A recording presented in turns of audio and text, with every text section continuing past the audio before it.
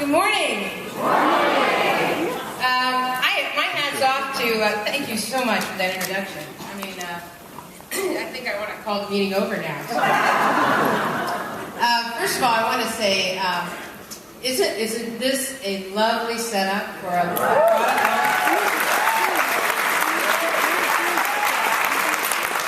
I mean, they've thought of every detail.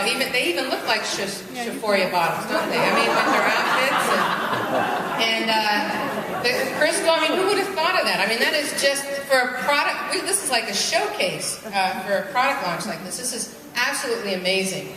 And I was going to tell you a little bit where I came from for a second, but that's already been done. So I guess we can move on.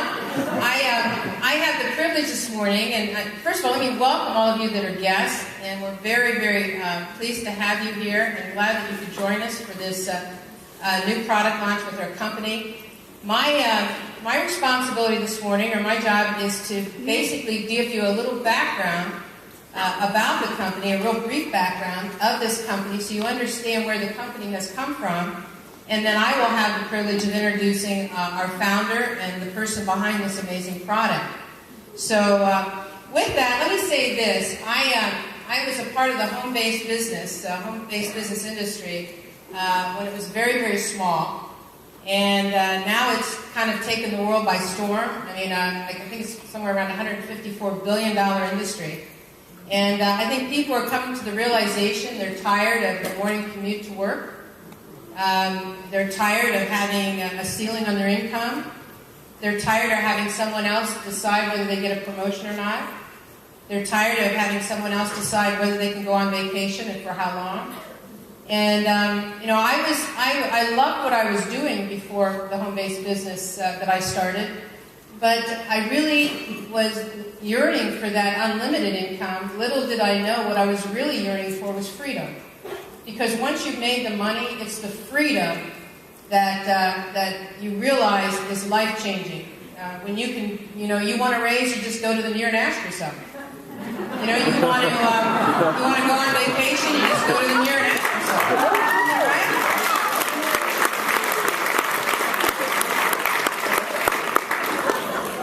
You can open your wardrobe and have different colors of pajamas and never leave. I mean, if you want. Judy Murray and I, when we got involved in this company, always knew we were having a good day when we could call each other and say, "Are you still in your pajamas? Have you had a shower today?" Because we knew we were working those phones, we were on the lines, and we were doing what we needed to do to build a business. So anyway, that's the glory of that kind of industry, and it is no longer the lifestyle of our parents and our parents' parents, where they started a job at 25, ended at 65, and depended on the government. They had stayed at the same job for 40 years. It's a new world. And people are looking for ways that they can buy their freedom. And once you have the freedom, you'll find the real joy is being able to help and mentor other people get their freedom. And that's what we really specialize here, is helping other people do what we've done. So 6.5 years ago, I overheard a conversation. I was looking for a company. And I really wanted to take a company internationally at the time. And I was looking for a company that was ripe for expansion, and I overheard a conversation, and the conversation was about a new company that their product was healthy Belgian chocolate. Now, at the time, they were actually 1.5 years old, but it was the healthy Belgian chocolate that really got me. And first of all, I wanted you to understand that the healthy chocolate, for me, was kind of an oxymoron. I thought, how can it be healthy and chocolate? Because I was raised in that environment where I was told, if you don't stop eating that chocolate, Paula, you're going to get fat and you're going to have acne. Did anybody else hear that? So healthy was kind of not even close to what I would put together with chocolate. But to be honest with you, it was the Belgium that had me. Because of this home-based business industry, I was able to travel the world. I was able to live in Europe, spend a great deal of time in Belgium. And once you had Belgian chocolate in Belgium, it is like to die for. So every time I would go to Belgium to do a training, everyone knew that. They'd bring me chocolates from the different chocolate shops. Understand there are 2,000 of them in Belgium. I have not been to all of them, but that is one of my goals someday. I've been close, but not quite. But anyway, they would bring me, it's a wonder I didn't weigh 300 pounds. So when I heard Belgium, I was very interested. I contacted a consultant friend of mine, asked him to research the company. He came back and said, it looks amazing, you need to go see it. So I trekked my way out to a place called Reno, Nevada. And oh, there I am. Okay, let's move on. And in Reno, Nevada, this is, I was introduced to a company called MXI. MXI stands for Marketing Chocolate International. Actually, they spelled chocolate with an X years and years ago. I'll tell you about that in a second. But Marketing Chocolate International, this is their 75,000 square foot office facility in Reno, Nevada. They were founded in 2005. And when I arrived in Reno, I met this crazy lady on the right. And she's beautiful, isn't she? But anyway, I've never been around someone so passionate about a product as this lady. And I came to find out that she had formulated, she was a diabetic, she had formulated a low-carb, sugar-free Belgian chocolate bar called Pure Delight. It was sold in retail stores across the country, from Walmart to Target to Walgreens to CVS, Edwards, Rite Aid, GNC, 7-Eleven. I've done this before. And so consequently, it was everywhere. It was a $300 million success story. And it was during the low-carb days of, remember Robert Atkins, the doctor, the spokesperson for low carb. And it was so successful. And of course, when he slipped on an icy sidewalk, hit his head and passed away, they lost their spokesperson for low carb, and low carb didn't just slowly die, it plummeted. And so she had already been working on healthy chocolate, a healthy version, and so she started this company in 2005. It's family-owned, it's debt-free, and they have just opened up their 41st country, Malaysia. And so we have the ability to build all over the world. So when I returned home, I didn't get involved immediately, but when I returned home, I thought, is this really, emotionally, I want to get involved with this business, but does it make good business sense? Is it a product that would be a high-demand product?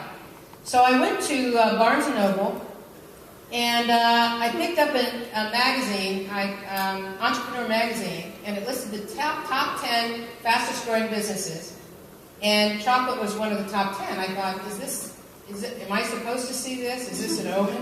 And then I looked at an open magazine, and it had chocolate on it. I looked at Health magazine, it had chocolate on it. And then I started to realize chocolate was in all of these major newspapers, news stories, magazines, whatever. And it talked about how it could lower your blood pressure, that dark chocolate could reduce inflammation in your body, it could lower cholesterol. It could even help you fight insulin resistance if you're diabetic. I thought, how can this be? So as I did my due diligence, I came to realize that this was a recession-proof product. We know that chocolate is in high demand during good times. We want it at our weddings, our bar mitzvahs. We want to give it as gifts at Christmas. It's a very celebratory product. But did you realize that it booms even in bad times? It's an indulgence that people will not give up.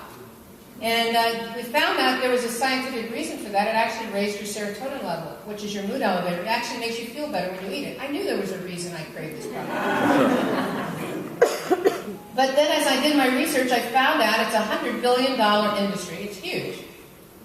9 out of 10 people crave it. Had no idea. Do you realize that's bigger than coffee? Coffee is 7 out of 10. So, and then I found out that 1 out of every 2 people consume it every single day. Now, if you were going to start any business, even a conventional business, who wouldn't fall for those demographics? I don't know a product that has better demographics than that. So, consequently, I got involved, and one of the things that Jeanette wanted me to share with you today is a little bit about the whole story of this product, or this business. So let me briefly just give you a little bit of background about chocolate. Chocolate was actually discovered 3,500 years ago by the Aztecs and the Mayans.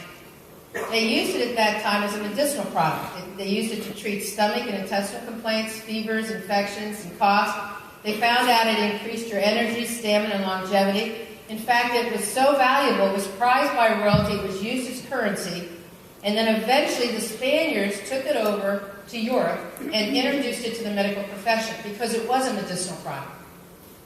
And when it hit Europe, of course, that's where they really messed it up. So let me tell you, for the last century and a half, they took this product a century and a half ago and they turned it into a confectionery. What they did is they Dutched it so it wasn't as bitter. They used heat. They heated it, which of course killed a lot of the raw ingredients, the good antioxidants. They removed the cocoa butter, and now they remove the cocoa butter and they actually sell it to the cosmetic industry because it's so valuable there. And then they replace it with the bad fats, even today. But and when actually cocoa butter is a neutral fat, it goes right through you. It does not raise your cholesterol. But they removed it. They added refined sugars, caffeine, waxes, fillers. And all of this made it less expensive so that they could sell you a candy bar or a chocolate bar that's only 20% chocolate. The rest is all these things you see on the screen. And basically what they did is they took this beautiful, healthy product, the highest antioxidant food on the planet, and they turned it into a candy. And so the real story of MXI is that they have decided to bring this product full circle. Take it back to that healthy, medicinal product it was 3,500 years ago. And in order to do that, they knew that they needed their cacao to be raw.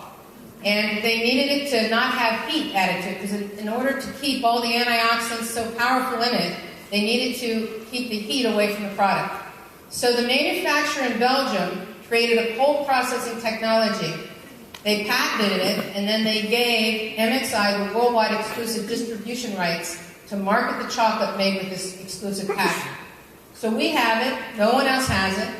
It has no refined sugars added, no waxes, no fillers, no preservatives, and no caffeine. Is that unbelievable? One of the first things I noticed on this product, because I didn't have the highs and lows I had lived with all my life. You know, where you have the chocolate, you feel great, and then 10, 15 minutes later you crash. Didn't have it with this.